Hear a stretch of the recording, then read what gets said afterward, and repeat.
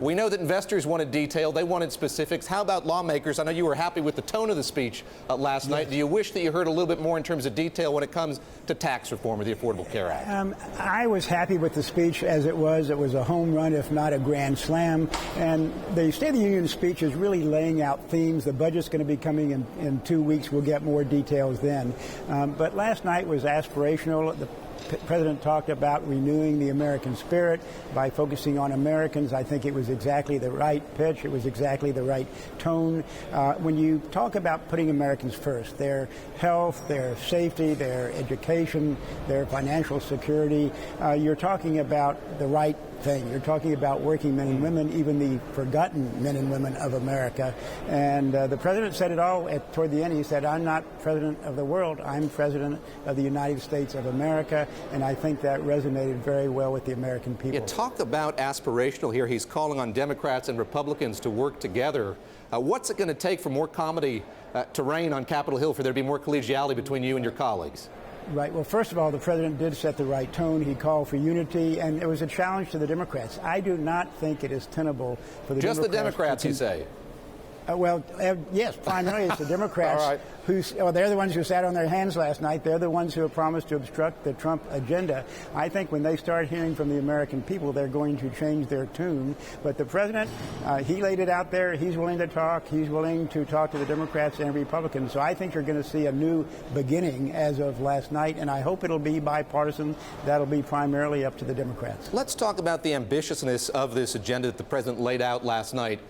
During any other administration here, just trying to tackle, say, tax reform would be a huge undertaking for a Congress. True. To do that in concert with regulatory reform, with reforming the Affordable Care Act, that's a lot. How optimistic are you going to be able to get all that done?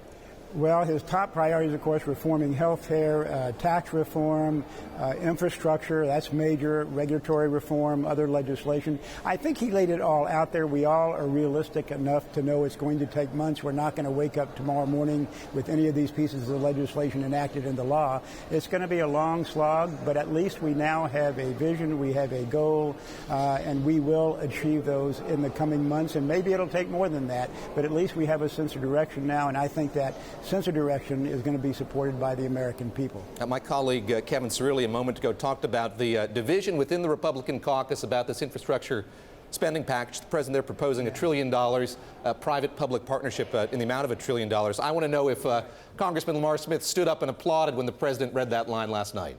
I applauded, I don't know how many dozens of times last night. That was probably one of them. But again, nothing's going to get done unless there are some compromises along the way. And if the president doesn't get exactly everything he wants, and if he just gets more than half of what he wants, that's a victory. In this game, you never throw a touchdown pass in politics. All you do is grind out first downs. And we're going to start grinding out those first downs on behalf of the president. We're going to make a lot of headway. We're going to score some touchdowns when we get to the end zone. It's going to take some time, but we're all going to be going the direction that the president wants us to go. Let me ask you lastly about immigration. I think it's always fascinating and worthwhile to talk to a lawmaker from Texas about the immigration issue. There were reports that at a lunch yesterday before the speech, the president talked to news anchors about the possibility of more comprehensive immigration reform. How much of a surprise was that to you, and how in favor of that are you?